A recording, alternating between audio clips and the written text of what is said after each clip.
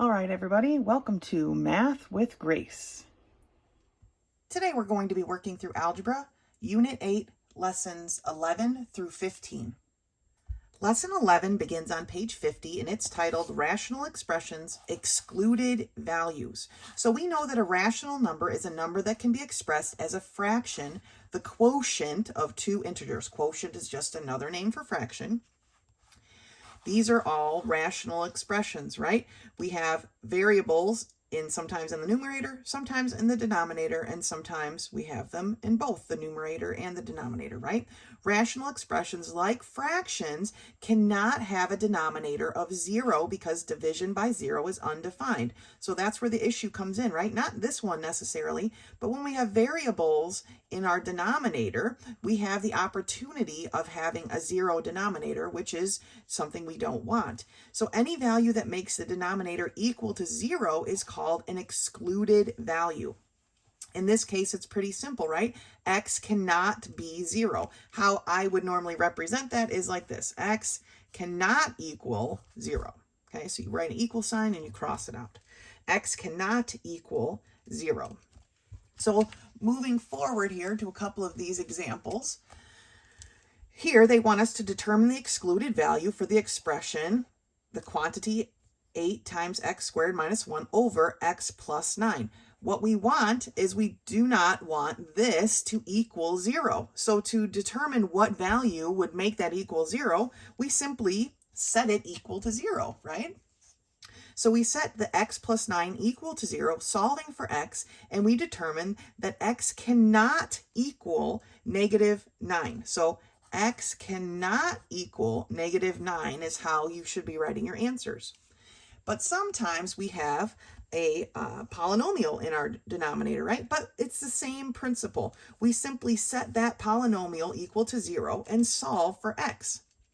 In this case, x cannot equal negative 5/3.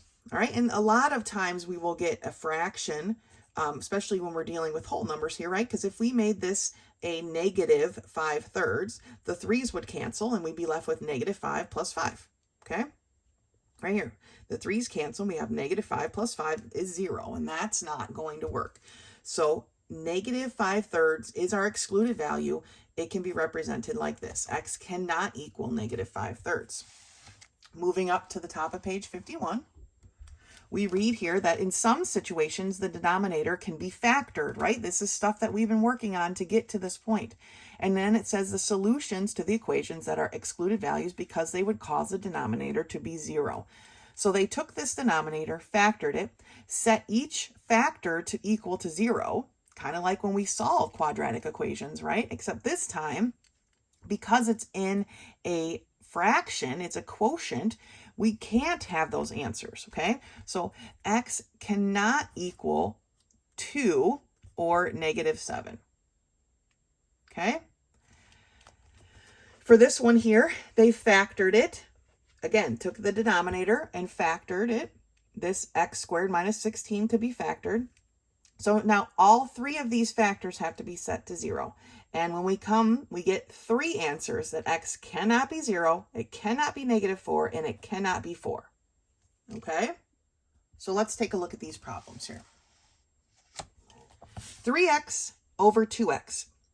What are the excluded values? Okay, well, 2x we don't want it to be equal to 0. So what would make it equal to 0? Well, here's how we solve that. We set it equal to 0, right? 2 is being multiplied by x. We're going to do the opposite and divide.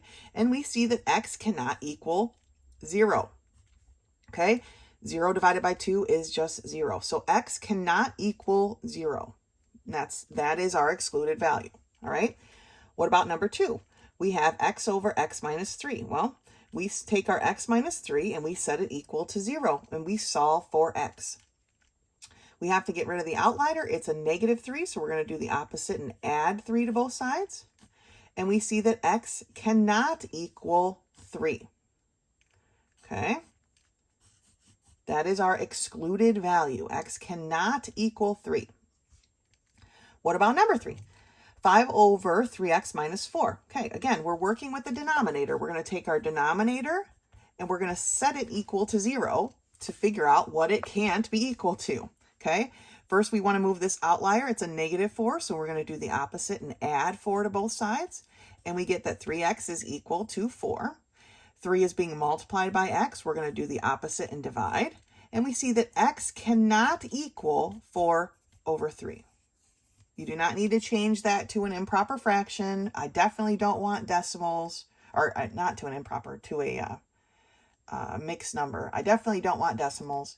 That is our perfectly good answer, okay? Let's look at number 4. 3x over x squared minus 4. Now, here we need to factor, okay? So it's got the negative. That's our clear sign that we can factor. Our x's are perfect squares.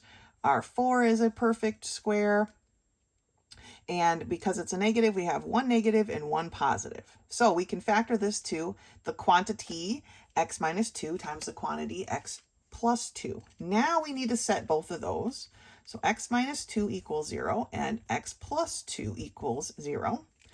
Here, our 2 is negative, so we're going to add it to both sides, or do the opposite and add, and our x cannot equal a positive 2. Here, our 2 is positive, so we're going to subtract it from both sides. Here, our x cannot equal a -2.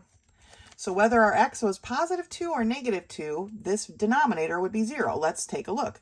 If we square a -2, so -2 times -2, that's a positive 4. 4 minus 4 is 0, okay? So that's what we're trying to figure out. What would make this denominator 0? Let's look at number 5. We have x squared minus x minus 6. Well, pretty sure this is going to be factorable. We have an x and an x. I have a minus here and a minus here, so I know I have a minus and a plus, right? What factors of 6 are going to subtract from each other and give me a -1? Well, it's going to be -3, positive 2, right?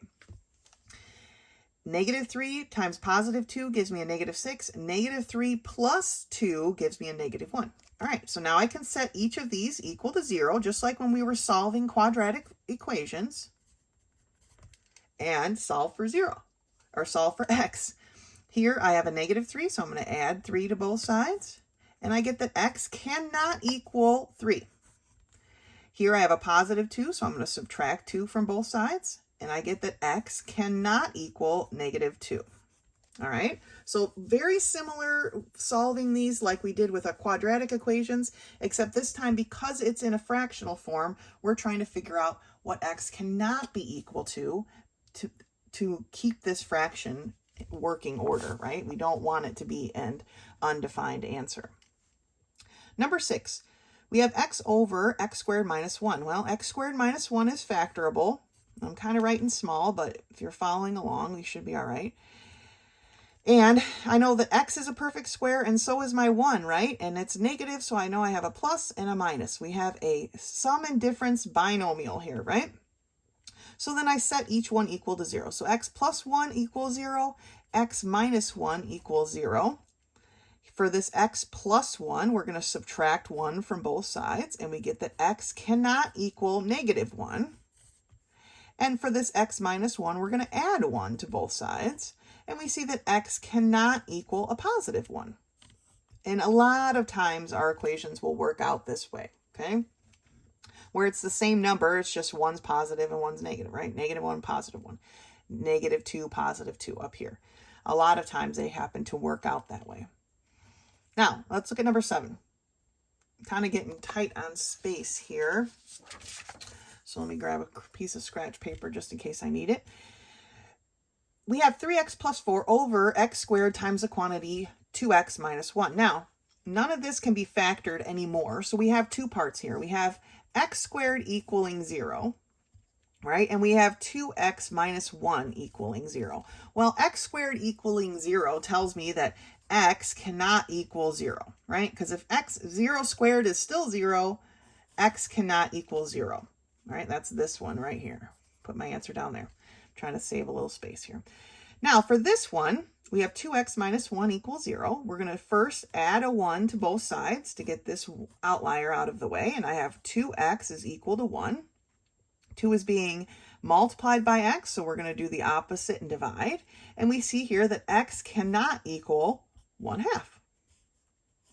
Okay, so those are our two solutions for that one, number 7. Last one, number 8. 2x plus 5 over x squared plus 12x plus 35. Well, first things first, let's see if we can factor this, right? I know that x squared is a perfect square. I know that I'm going to need a plus and a plus because these are both positive. So what factors of 35 are going to add together to give me 12? Well, it's not 1 and 35. 2 doesn't go into it evenly. 3 doesn't go into it evenly, nor does 4. 5 does. 5 times 7 gives me 35. 5 plus 7 gives me 12. So I've got a 7 and a 5. So I know that x plus 7, I'm going to set them equal to 0.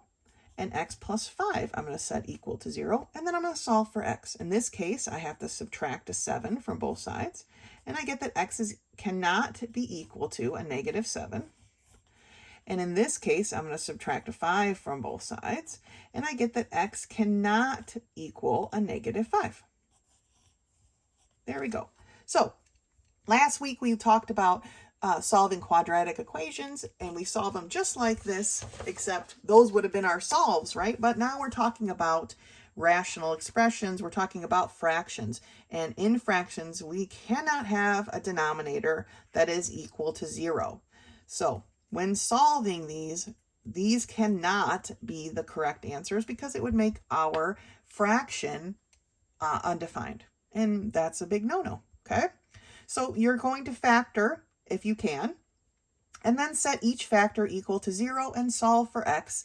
That will be your excluded value, the thing that x cannot be equal to for these types of problems. All right, that's lesson 11. Lesson 12 begins on page 55, solving applications by using system of equations. And anytime you see the word application, ding, ding, ding, everybody's favorite story problems. So it says here that some word problems can be solved using 2 variables and a system of equations. Remember, systems of equations, we've learned all different kinds of ways to cancel them and work with them. So this is just now using that ability that we learned in a story problem. So let's look at example 1. Set up using 1 variable and solve the equation. Now, Sandy's garden is 15 feet longer than it is wide. The perimeter is 102 feet. So this is nothing new. This is problems we've done in the past. This is how we normally do story problems, right? We've labeled our unknowns. The width is x, okay? And the length is 15 feet more than x. All right. Now the perimeter being 102 feet, they use the perimeter formula and put in the information that they know. Okay. And then solve for x and went back and substituted them in. But now here it's saying down here that this can also be solved using a system of equations. So Sandy's garden is 15 feet longer than it is wide. The perimeter is 102 feet. Now this is taking a simple problem and quite honestly making it more challenging, but they're just trying to show you how this works. So if we just marked our width with a W and our length with an L, and we set up 2 equations, right? L equals W plus 15. That is exactly the same thing we did here, okay? The width is X, and so the length is X plus 15, or the width plus 15. Same exact formula, except we're using 2 different variables this time. And our perimeter is 102 feet. Again, they're using the perimeter formula here. So 2 times the length plus 2 times the width equals 102. And then they just substitute it in. So for length, they put in this W plus 15, exactly like they did here, okay? And for the width, they just put in a W, just like they did here. Then, because we only have W's, they were able to solve and then go back and put the information in. So this is really just exactly what happened here, except they're using 2 different variables because that's what we're about to do. This was maybe not the best example of how it's done, so let's flip the page and look at a couple of more. So the top of page 56, we see the first step to solving these is to assign a variable to each unknown, and the second step uses these variables to write equations, and then each equation is set up using a different relationship between your variables. So let's look at example 3. Rhonda spent $12.18 for 30 postage stamps. The stamps for letters cost 47 cents each, and the postcard stamps cost 31 cents each. How many of each kind of stamp did she purchase? Okay, so she purchased letter stamps and she purchased postcard stamps. Okay, so this L represents the number of letter stamps, and P represents the number of postcard stamps. All together, those two things added together, she bought 30 total stamps, right? So together they equal 30. Then what we can do is we set up a relationship with the money. All right, so here what they've done is gotten rid of the decimal places, which is why this says 12,018 instead of $12.18, because working with decimals is kind of a pain, right? And so we can drop the decimals and it makes it a little bit easier. So we know that the letter stamps are worth 47 cents, right? So 47 cents, 47 times the number of letter stamps, right? Plus the 31 cents, which is the cost of the postcard ones, times the number of postcard stamps will equal her total that she spent, $12.18. Okay? Now, what we do is we can solve, here we're just setting them up, but we want to be able to actually solve this. So even though this example doesn't walk you through it, I want to, so that you know what to do. Here's what you do. You have to choose whether you're going to solve for letter or postcard in this equation. We have to solve for one of those variables. And I usually choose the variable that is smaller. So in this case, postcard stamps cost less. So that's the one I'm going to solve for. And when I do that, I'm going to move my equation over here. Let me make sure you can actually see it. So I have L plus P equals 30, right? I want to solve for P. So to do that, I have to subtract this L from both sides, okay? And I get that P is equal to 30 minus L. Now I can actually solve this equation because I have 47L plus 31, but instead of writing the P, I'm going to write 30 minus L, okay? And that's still equal to 1218. Now I can distribute this through and solve for L, and then come back into this equation and solve for P. Okay, that is the final steps, and we'll go through those examples all together. I'm not really sure why they didn't work through this one all of the way. Each one of these, they only set up the system of equations, but we need to be able to solve that system of equation. So let's take a look at example 4. Jason took a 2-day 1,140-mile trip from Boston to St. Louis. If he drove 10 miles more on the second day than on the first, how many miles did he drive each day? Well, day 1, they're calling X. Day 2, they're calling Y. Okay. All together, both days added together, he drove 1,140 miles, right?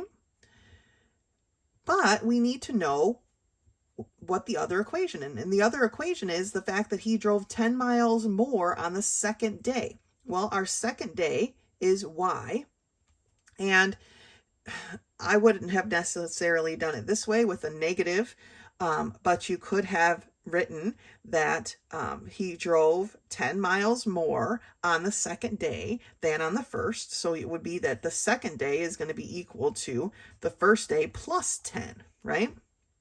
It's just another way. Both of these things represent the same thing. I just would rather work with a positive number than a negative, right? And then we know how to substitute this in for here and solve, right? Last example here, number 5, at the bottom of the page. We see that Eric split $8,000 and invested it in 2 accounts. So $8,000 was his total amount of money. One account earned 3.5% and the other 5% interest. If his total interest earned was $332.50, how much did he invest in each account? So they have account 1 and account 2 being X and Y, okay? And the money that he invested, X and Y, together was $8,000, right? That's all the money that he had. Well, the interest of the two that earned was $332.50. So remember that interest equals principal times rate times time. I don't see here that it mentions a time, so we're going to just assume that that time is 1 year. Okay, so interest here is the principal, or the rate, right, times the principal, which was the X, and then we have the rate times the principal here for the second investment. That's the amount of interest we're going to earn on it. So the two interests added together give me this. Basically, we've done these kind of problems. The interest of the X account plus the interest of the Y account equals that $332.50. Right? And then they broke it up to the principal and the rate and the time. Time being 1 here, plus the principal times the rate times the time equals the same amount. Okay? Then you have to solve for one of these, right? That is the part of this that some people forget. We have to solve for one of these. I would solve, since X has a smaller rate, that's one I would solve for. So in this case, we would subtract Y from both sides, and we would get that X is equal to 8,000 minus Y. And then we could substitute that in right here and solve this equation. Okay? So let's take a look at actually working these all the way through from beginning to end. Page 57, number 1. During a basketball game at lunch break one day, none of that is important information, James' team scored 39 points from 22 baskets. So 39 points is their total.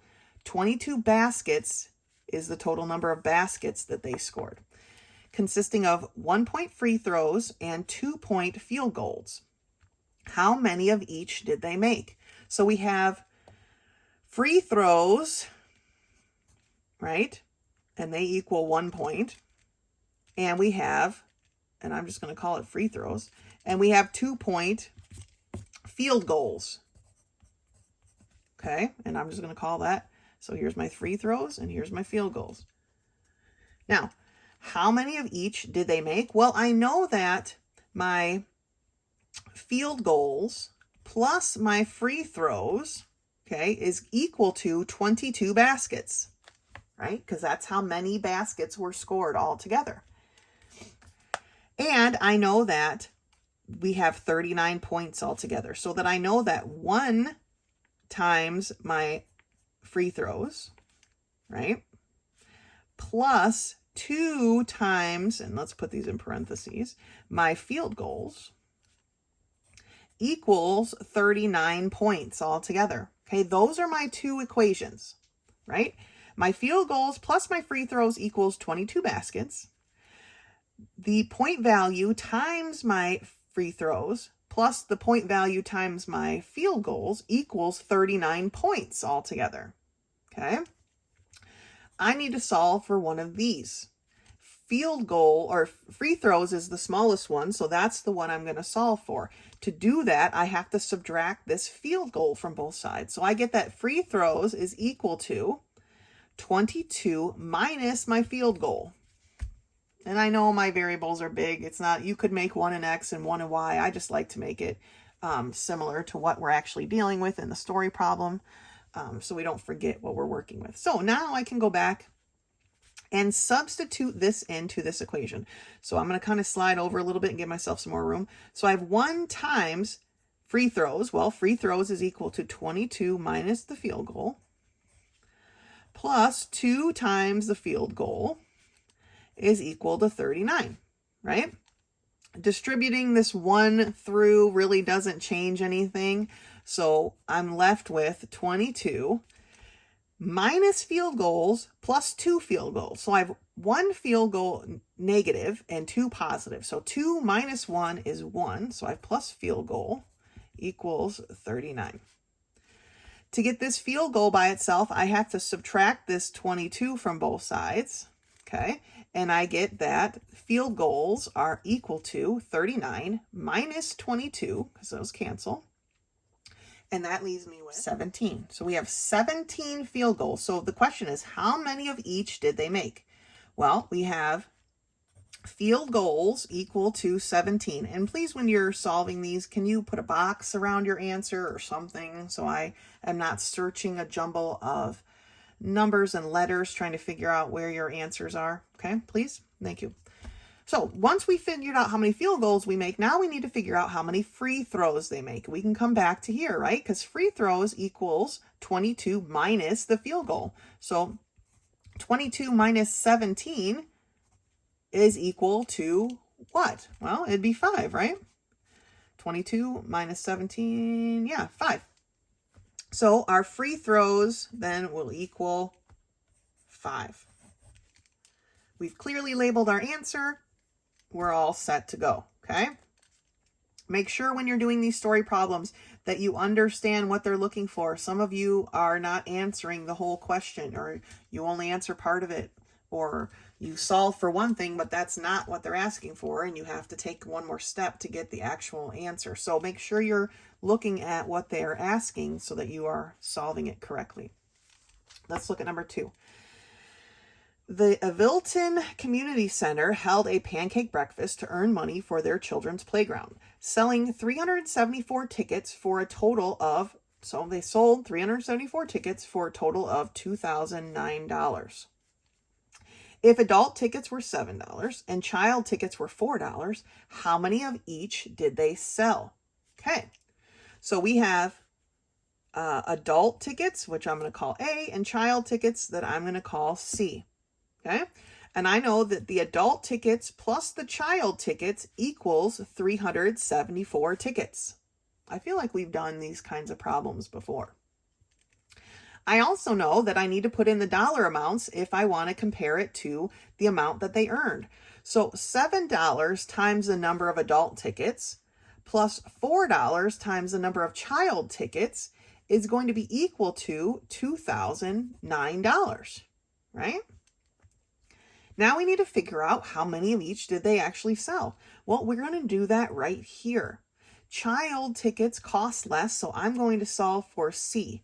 I do that by subtracting an A from both sides, right? C is equal to, the number of child tickets is equal to 374 minus the number of adult tickets. Now that I've done that, I can substitute it in over here. So I have $7 times adult tickets plus 4 times the number of child tickets, which now we're substituting this. 374 minus A is still equal to $2,009, okay? We have to distribute this through. So 7 adult tickets plus 4 times 307, and that is 1,496. 4 times a negative A is negative 4A equals 2,009, okay? Combining my like terms, 7A minus 4A gives me 3A plus 1,496 equals 2,009. Now I need to subtract this 1,496 from both sides. Ooh, I'm running out of room, right? So I'm going to go this way with my answer. This cancels, so I have 3A is equal to 2,009 minus 1,496. So it's 513, okay? 3 is being multiplied by A. We're going to do the opposite and divide. And again, I'm going to have to keep moving this way, which seems so unnatural. But A is equal to 513 divided by 3, or 171. Okay, so adult tickets was 171.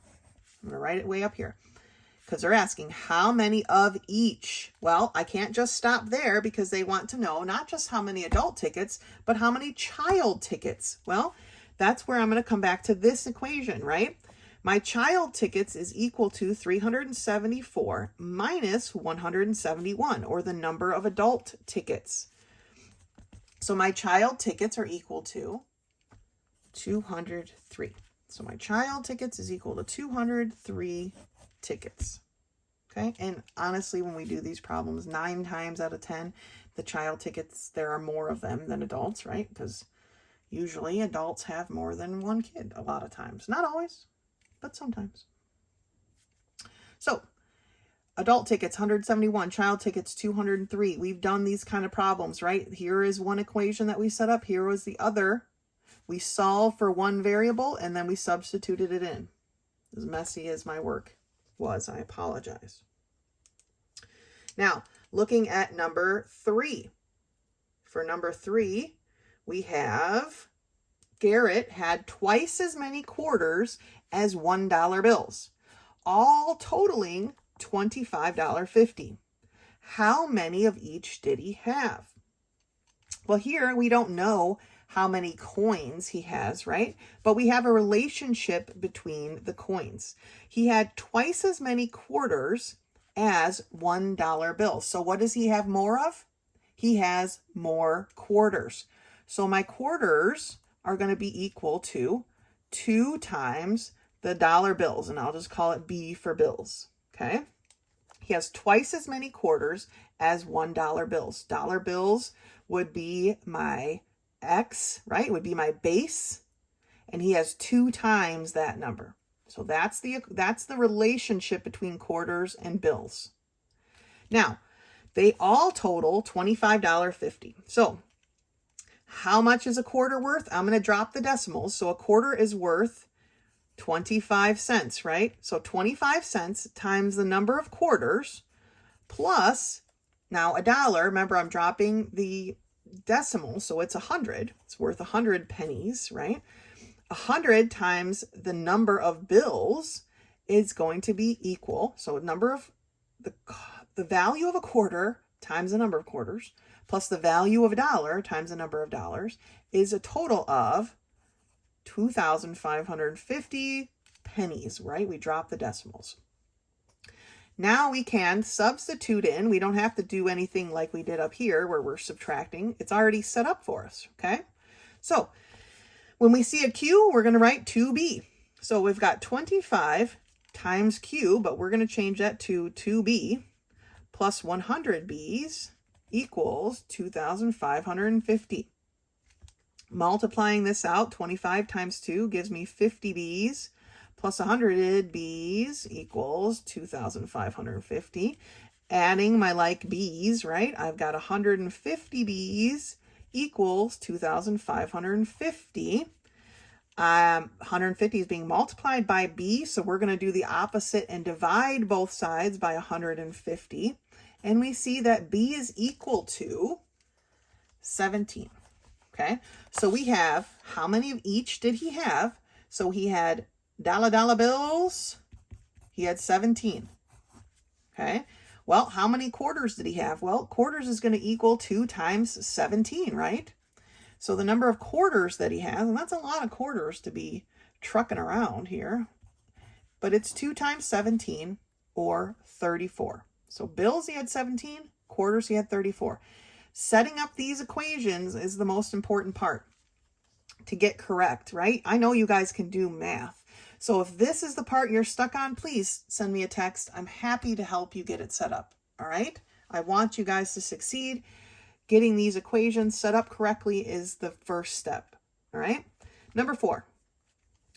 A certain number is 1/3 another number. So we have 2 numbers, okay? If their sum, remember sum means added together, is 72, what are the 2 numbers? So let's reread this first part. A certain number, so let's just use X, is means equal sign, right? 1/3 another number. Okay, so that's our first equation. X equals 1/3 of Y, right? Their sum is 72. Sum meaning added together. So X plus Y is equal to 72. Okay, now we need to solve. So X is already equal to something, so we're just going to substitute that in, right? So where we see an X, we're going to write 1/3 Y, okay, plus Y is equal to 72. Now we need to combine these Y's in some way, or we could multiply every term by this denominator. So that's the easiest way to do that. So we're going to multiply this term by 3, this term by 3, and this term by 3.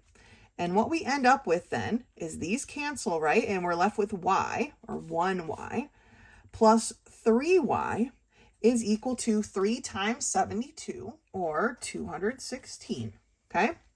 Now we can combine our like terms, because we don't have fractions to deal with anymore. And we have 4y is equal to 216.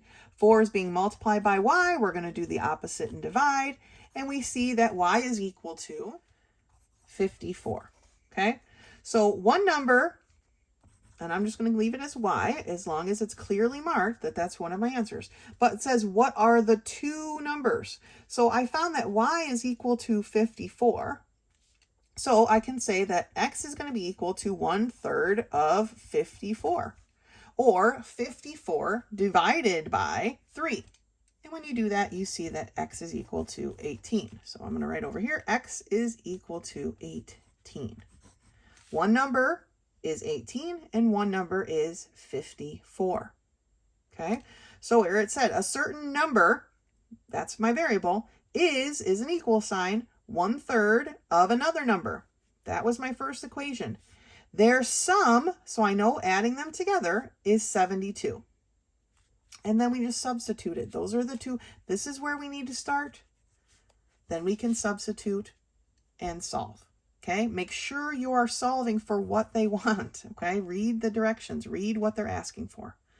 All right, if you need help getting these first set of equations set up, please let me know. I'm happy to help.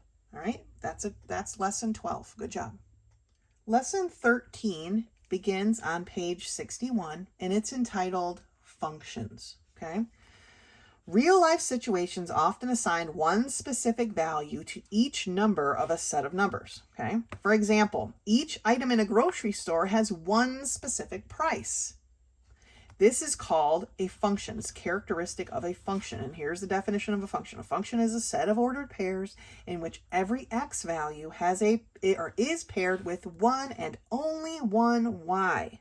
Okay. For every item at the grocery store, there's only one price. Okay.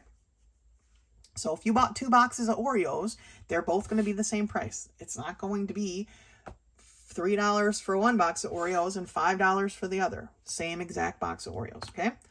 A function never pairs the same x value with 2 different y values, okay? The same exact product cannot have 2 different prices, all right?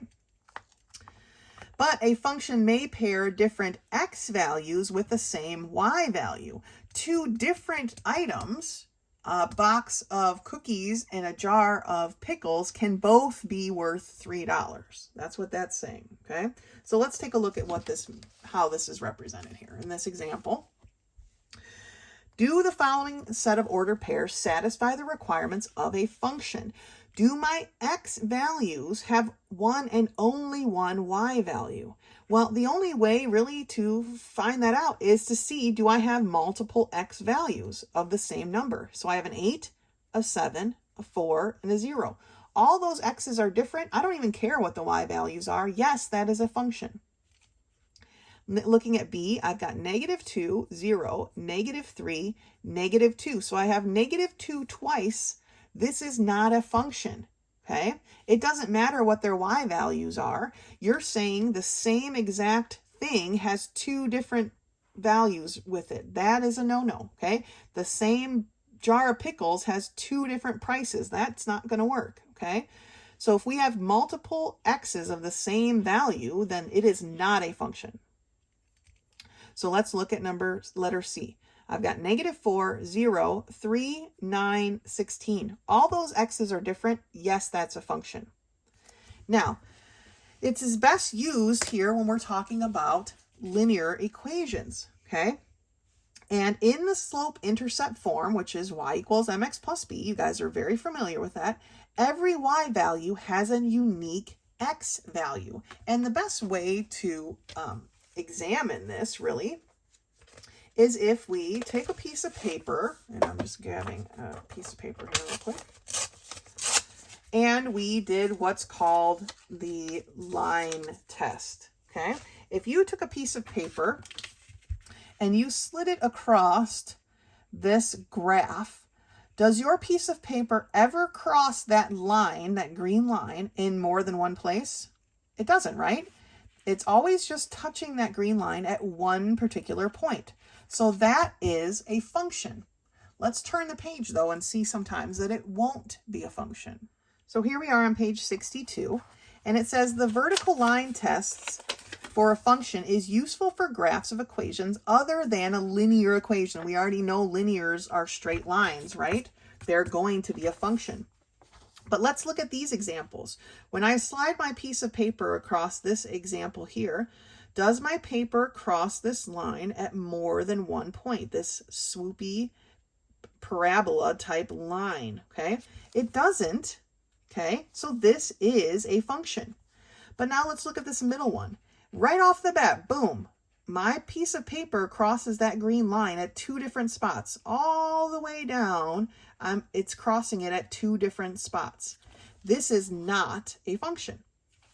Looking at this last example with my little piece of paper, if I drag it across here, I can see that my paper is never at more than one point on that line, so that is a function. All right, so that's basically what we're looking at. Let's do these problems here. Number 1, determine if these ordered pairs are functions or in the graphs. So let's look. 9, 8, 3, 7. Yes, it is a function. Okay. None of those repeat. None of my x's repeat. Therefore, it's a function. -6, -3, 5, -6. I have a -6 and a -6. So no, that is not a function. Okay. Again, I don't care what the y's are. That doesn't matter to me. Let's look at number 3. I've got a 1, a 3, a 2, a 4, a 3 up. I've got 2 3s, so no, this is not a function. For number 5, I have an x, a y, an o, and a t. All of those are different, so yes, that is a function. Now for these graphs, grab your piece of paper if you need it, and we go across, and right off the bat here, I'm crossing this circle at 2 different points, so no, this is not a function. If I do number 6, you can see all the way across here, even though the line bounces back up, it's always only touching at one spot. So yes, that is a function. Number 7, even though this looks like a really steep line and you would probably be touching it at a whole bunch of points, we really aren't, okay? It's very tiny bit that it's going to move, but we are only ever touching it at one spot. So yes, this is a function, okay? Looking at these last 3. This one is only right here. It is a vertical line, and so every point is the same. So no, this is not a function. For number 9, it's a sine wave, right? And so we're going to kind of move across here. And at every point we cross with this vertical line test is only one point on this line. So yes, it is a function. And finally, number 10, as we move across, we only have one point of intersection each time. So yes, it is a function, okay? These are pretty straightforward. Do I have a repeating x value? Then it is not a function. If I do not have a repeating x value, then it is. For my graph, if my line is going to cross it at more than one point, then it is not a function. Otherwise, it is. Okay? Piece of cake. Good job. Our last lesson for this video is lesson 14, and it starts on page 66, dividing larger polynomials. Now, the examples are here. I'm not going to go through them necessarily, except for one part that I want to point out to you. Yes, these are larger ones. They get divided in exactly the same way. Here is the one difference, okay? Most likely when we're dealing with these larger ones, our remainder will be a binomial. So this is my remainder. Remember, I don't want you writing it like that. I want you writing it like this. Plus x over 1, or x plus 1, sorry, over 3x plus 4, because that's what our dividend, our divisor is, okay? So this is how I want you to write your remainder. It's no different than the way we were writing remainders before, except this time it's a polynomial in the numerator. Not a big deal. So I'm going to be doing these on a separate sheet of paper because there's no way I'm going to be able to fit them on here. So let's take a look at these. All right, so I'm doing Algebra 1, Unit 8, Lesson 14. I'm on page 67. And we're dividing here. I've written out problem number 1 and 2. And so let's get started here. So for problem number 1, I have x cubed minus 3x squared plus 3x minus 1 divided by x minus 1. Just like normal. How do I get this x to be an x to the third power? Well, I would have to multiply it by an x squared, right? X squared times x is x to the third power. X squared times a negative 1 gives me a negative x squared. I change my signs, okay? My x to the thirds cancel. Negative 3x squared plus x squared, plus 1 basically, gives me a negative 2x squared. This one drops down, plus 3x. Now, how do I get this x to look like a negative 2x squared? Well, I would have to multiply it by a negative 2x, right? Negative 2x times x gives me a negative 2x squared. Negative 2x times a negative 1 gives me a positive 2x. Then I change my signs, okay? Now these cancel, and I have 3x minus 2x, or x, and this negative 1 drops all the way down. Now I have x minus 1. So how do I get this x to look like this x? Nothing, right? I mean, not nothing. I can't put a 0, but I have to multiply it by 1. This step is not finished yet. So I have to multiply it by a positive 1.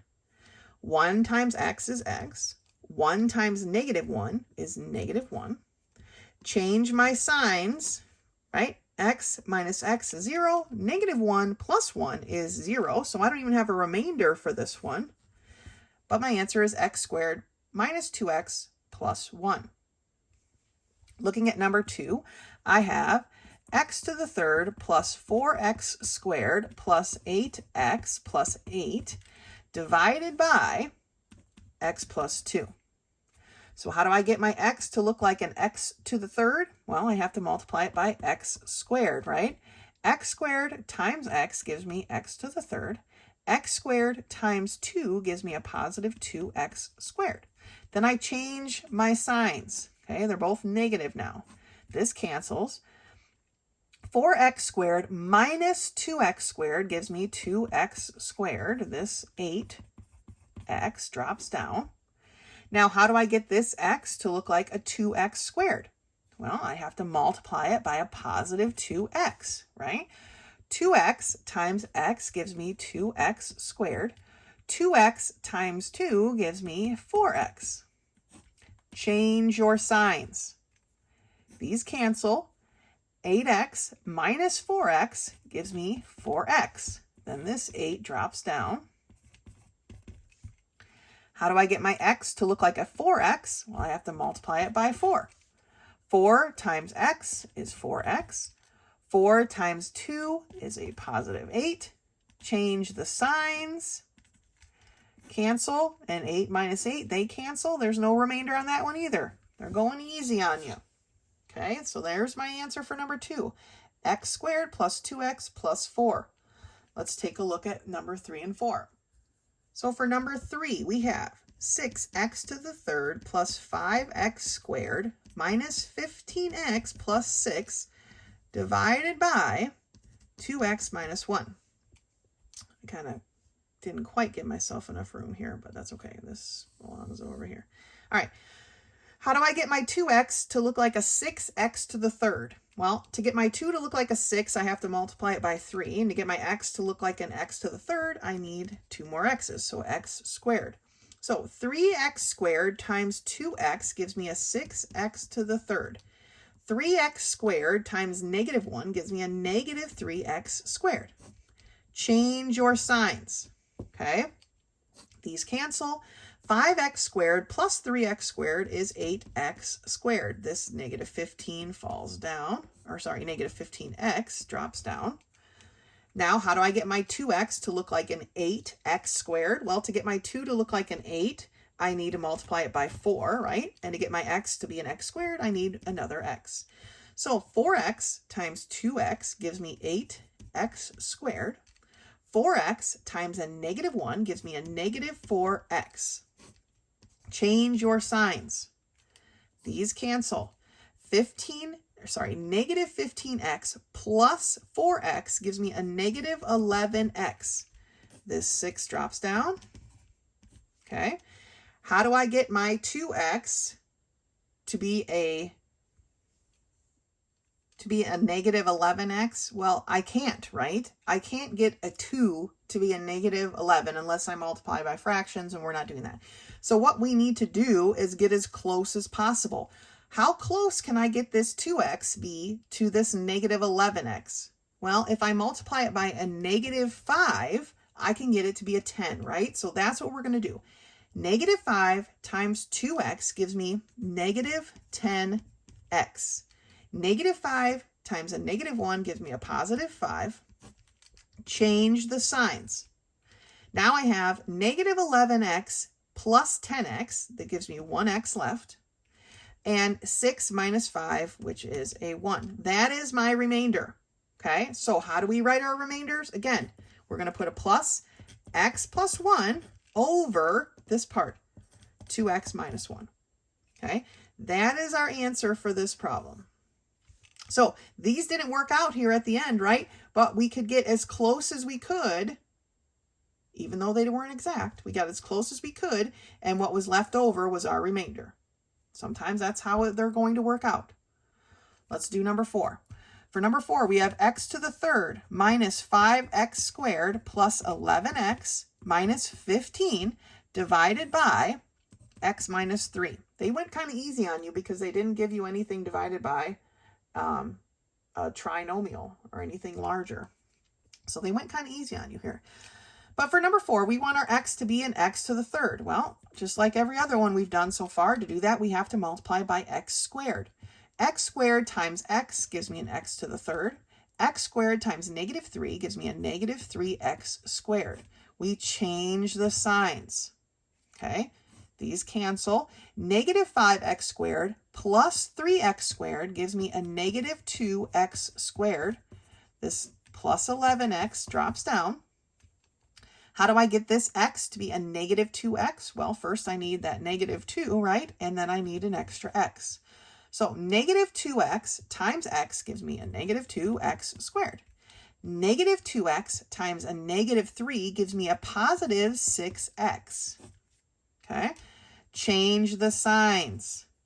All right, those cancel. 11x minus 6x gives me 5x. This negative 15 drops down. How do I get my x to look like a 5x? Well, I would multiply it by 5, right? 5 times x is 5x. 5 times a negative 3 gives me a negative 15. I change my signs. These cancel. Negative 15 plus 15 is 0. So for this one, we don't even have a remainder. So this lesson is pretty much not really a lesson. The only one that was different was this one here, number 3, because we had to do this, which was quite a bit different than we've had to do in the past, right? So I'm just going to review number 3 because it was the only one really that was different for this lesson. In this case, we cannot, without using a fraction, and we're not going to use fractions, we cannot get our 2x to be 11x. Or negative 11x, right? So we got as close as we could, and that was with this negative 10x. That was as close as we could get. So whenever you run into a situation like that, you want to get as close as you can, and then whatever's left over, obviously, is your remainder. Remember, we write our remainder over the thing we're dividing by, and that is how I want you to represent your remainders. All right? That's it for this video. Like always, if something comes up and you need help, please do not hesitate to send me a text. Otherwise, until next time.